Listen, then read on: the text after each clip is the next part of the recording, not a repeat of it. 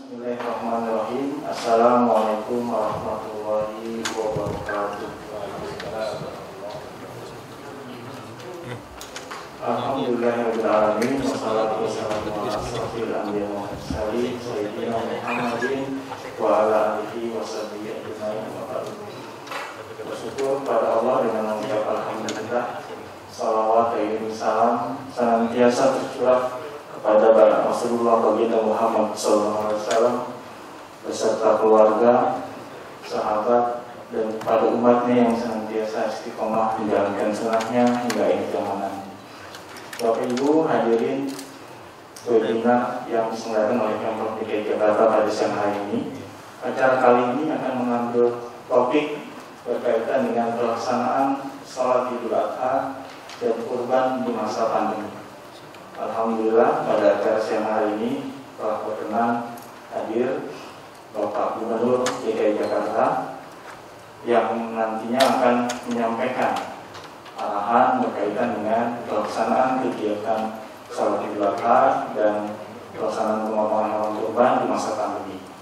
Dan hadir pula menyertai beliau Bapak Ketua MUI DKI Jakarta, Bapak Kiai Haji Munahar Mukhtar, yang akan menyampaikan penjelasan berkaitan dengan tausiah dan fatwa Majelis Ulama Indonesia nomor 36 tahun 2020 mengenai sholat Idul Adha dan penyembelihan hewan kurban saat wabah COVID-19, yang kemudian pada materi berikutnya akan disampaikan oleh yang terhormat Bapak Ketua DMI Provinsi DKI Jakarta, Bapak Kiai Haji Mamun Al-Ayyubi, yang akan menjelaskan mengenai mekanisme penyelenggaraan pemotongan hewan kurban di masjid dan di mushola.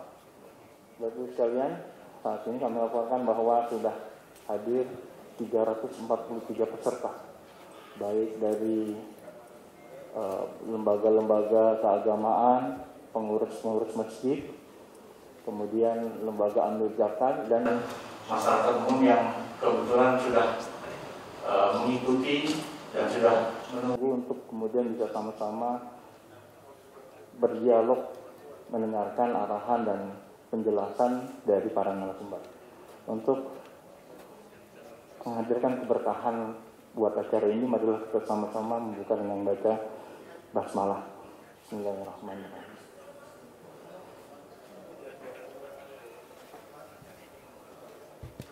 Nah, selanjutnya untuk kesempatan pertama kami persilakan dengan hormat kepada Bapak Gubernur DKI Jakarta untuk menyampaikan arahan terkait dengan kebijakan Pemprov DKI Jakarta dalam pencegahan COVID pada pelaksanaan Idul Adha 1441 Hijriah tahun 2020 pada masa pandemi.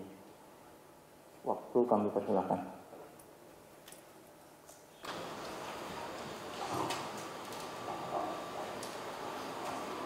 Assalamualaikum warahmatullahi wabarakatuh. Alhamdulillahirabbil alamin. Wassalatu wassalamu ala asyrofil anbiya'i wal mursalin sayyidina wa habibina maulana Muhammadin wa ala alihi wa ashabihi ajmain. Amma ba'd.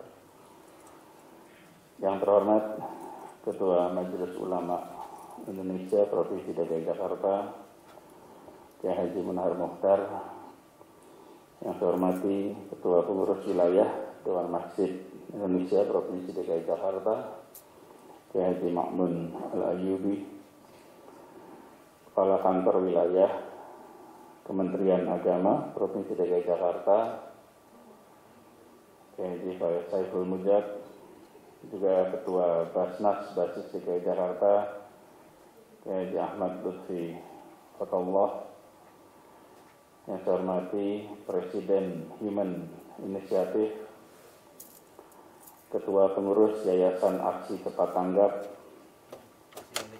Chief Marketing Officer Rumah Zakat, kemudian para pejabat di lingkungan Pemprov DKI Jakarta, hadir bersama kita Aksesra, Kepala Biro Dikmental, Kepala Biro Kerjasama, para alim ulama, para ustadz, para pimpinan Dewan Kemakmuran Masjid, seluruh jajaran pengurus Majelis Ulama Indonesia Provinsi DKI Jakarta, juga para pengelola rumah potong hewan, dan seluruh hadirin peserta webinar, insya Allah dirahmati Allah.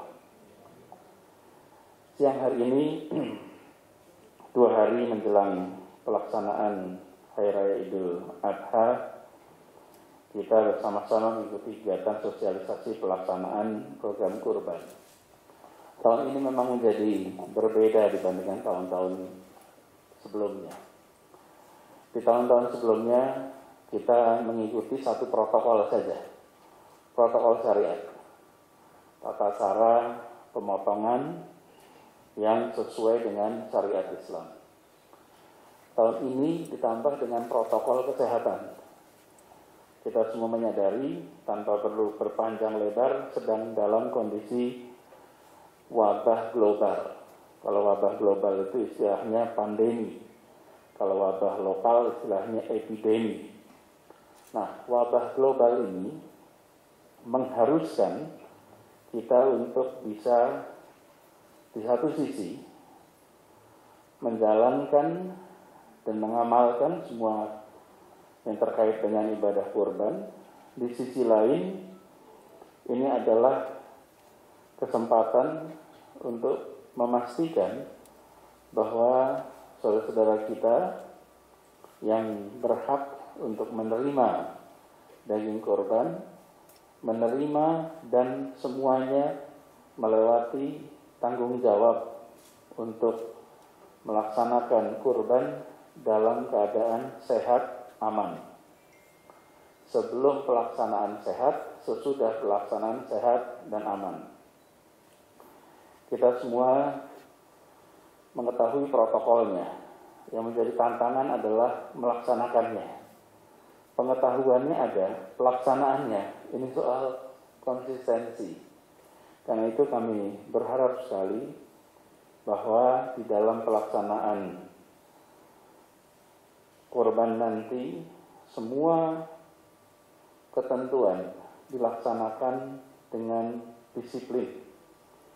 Yang pertama adalah pemotongan hewan kurban dihadiri oleh panitia kurban saja yang dibatasi jumlahnya, dan jangan sampai ada kerumunan yang bisa menimbulkan potensi penularan. Dan kepada semua yang bertugas harus menggunakan masker dan jaga jarak. Bapak Ibu sekalian, penggunaan masker ini sangat instrumental. Ini bagian dari kebiasaan baru yang harus kita lakukan sama-sama, karena kita menyadari bahwa penularan itu sangat mungkin bukan memang melalui butir-butir cairan yang keluar pada saat seseorang bersin, seseorang batuk, atau bahkan berbicara, potensinya sangat besar. Karena itu bila menggunakan masker, itu sedang mengatakan kepada semua orang yang ada di sekitar kita, saya memikirkan keselamatan Anda. Kalau ada orang tidak mau pakai masker, itu seperti mengatakan, saya tidak peduli dengan keselamatan Anda. Karena pakai masker itu bukan untuk dirinya saja, tapi pakai masker itu adalah untuk orang lain. Yang kedua adalah masyarakat ketika membeli, ketika mencari daging atau mencari hewan kurban, sebisa mungkin dilakukan dengan berjarak. Berjarak itu artinya menitipkan kepada panitia untuk mencarikan atau membeli secara online. Tujuannya adalah mengurangi potensi interaksi. Lalu yang ketiga, semua kelompok masyarakat berisiko, ini terutama kepada para panitia semuanya, seluruh masyarakat berisiko supaya tidak berada di lokasi pemotongan. Siapa mereka? Anak-anak, masyarakat berusia lanjut, lalu orang-orang yang memiliki penyakit bawaan. Dianjurkan dan kalau bisa diharuskan untuk tidak berada di lokasi pemotongan agar mereka-mereka yang berisiko bisa diselamatkan, jangan sampai ada potensi penularan pada mereka. Dan yang keempat, ini secara khusus kita berharap kepada para panitia penyelenggara kegiatan Idul Kurban ini agar semua daging kurban dapat didistribusikan secara langsung dan sesegera mungkin kepada para mustahik. Ini harapan bahwa pelaksanaan tahun ini nanti bisa berjalan dengan sebaik-baiknya, dan kita berkeinginan agar di dalam kita merayakan Idul Adha tahun ini seperti juga ketika kita melewati Idul Fitri kemarin. Menjelang Idul Fitri ada begitu banyak kekhawatiran. Bagaimana bila kedisiplinan tidak terjaga setelah Idul Fitri muncul lonjakan. Alhamdulillah itu tidak terjadi. Kami berharap tahun Idul Adha kali ini juga sama. Sesudah ini tidak terjadi lonjakan kasus di lingkungan-lingkungan kita masing-masing. Dan izinkan dalam kesempatan ini kami menyampaikan terima kasih dan apresiasi yang setinggi-tingginya kepada Majelis Ulama Indonesia DKI Jakarta yang telah mengeluarkan fatwa tentang sholat Idul Adha dan penyembelihan hewan kurban saat wabah COVID-19. Fatwa MUI nomor 36 tahun 2020. Ini harus dijadikan sebagai rujukan pada kita semua, karena Jakarta masih merupakan salah satu tempat di mana kasus positif COVID masih banyak terjadi. Bapak-bapak, Ibu, saudara sekalian yang saya hormati, dalam kesempatan ini saya ingin menyampaikan juga tentang apa yang kita kerjakan di Jakarta. Bapak Ibu semuanya, setiap hari kita mendengarkan laporan ada kasus baru di Jakarta. Hari ini angkanya juga agak besar, hari di atas 400. Ini nanti akan diumumkan sore ini jumlahnya, itu persisnya kita akan ada 584 kasus baru. Kenapa di Jakarta itu jumlahnya tinggi? Saya ingin sampaikan kepada semuanya di sini. Karena Jakarta mengambil strategi mencari orang-orang yang terpapar, lalu diisolasi, lalu diputus mata rantainya. Kalau Jakarta hanya ingin nampak angkanya kecil, maka Pemprov tidak usah melakukan testing. Dijamin angka COVID langsung turun. Langsung turun angka COVID-nya. Tetapi masalah wabahnya tidak turun. Wabahnya tetap jalan terus. Tapi kita akan dapat pesan yang salah.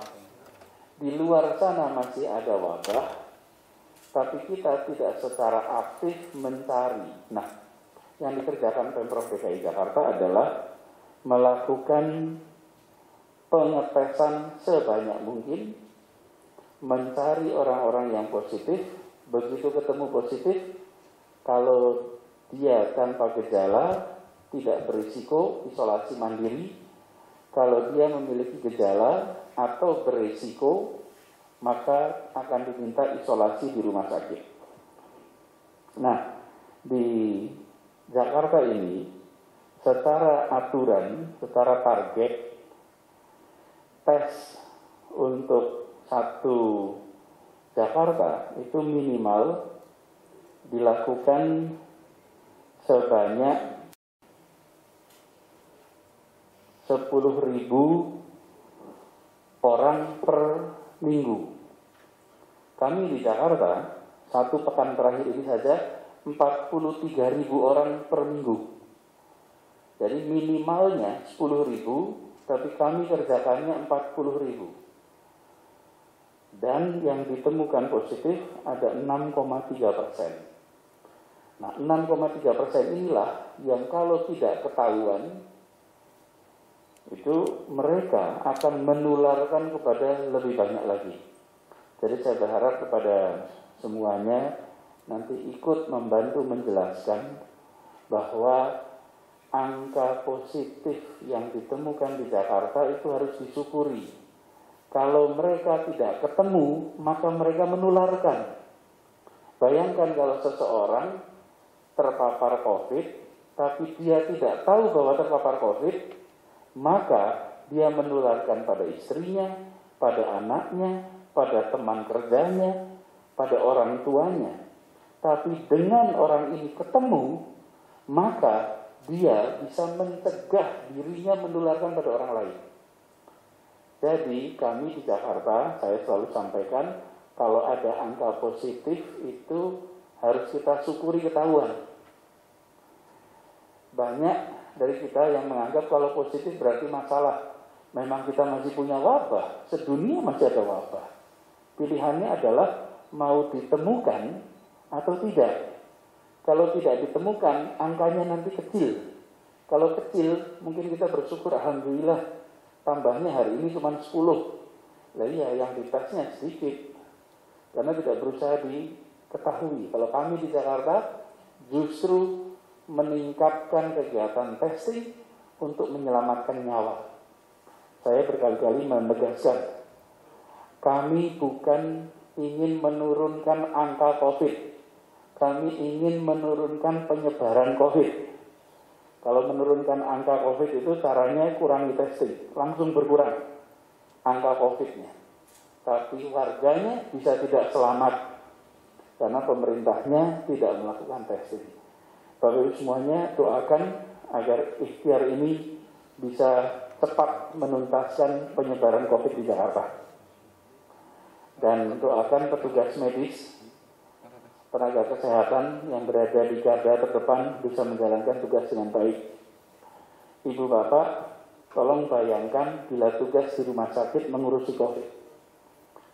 Ini bayangkan kalau mereka harus menyuapi pasien COVID. Itu sambil menyuapi dia tahu bahwa dia ini sedang bawa COVID. Mau ambil darahnya dia tahu ini orang bawa COVID.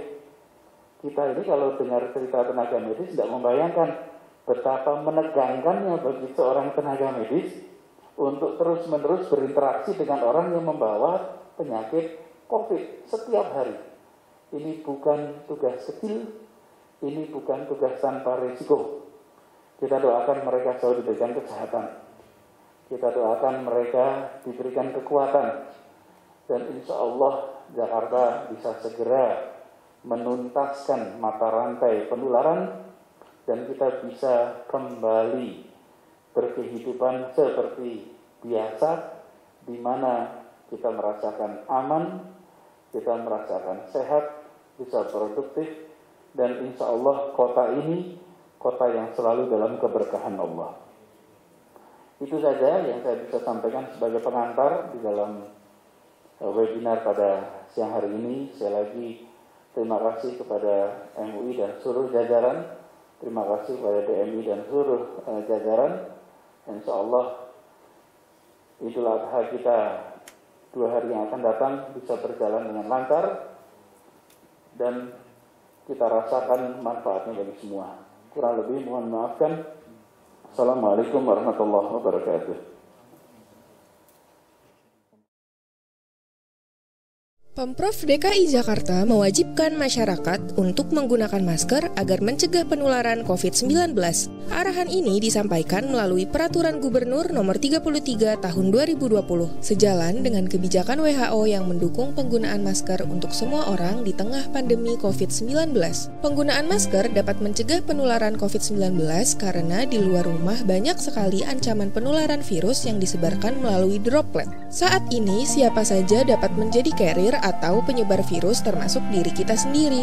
Oleh karena itu, kita diwajibkan untuk selalu menggunakan masker ketika harus keluar rumah karena keperluan mendesak.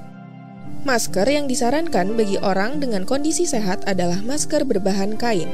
Sementara masker bedah dan masker N95 diprioritaskan bagi petugas medis yang menangani pasien COVID-19. Pada masker kain, sebaiknya memiliki minimal 3 lapisan untuk menyaring udara dan menghindari droplet orang lain. Masker jenis ini bisa kamu buat sendiri dengan menggunakan bahan yang ada di sekitarmu. Yuk, gunakan masker untuk melindungi diri sendiri dan orang yang kita sayang dari penyebaran COVID-19.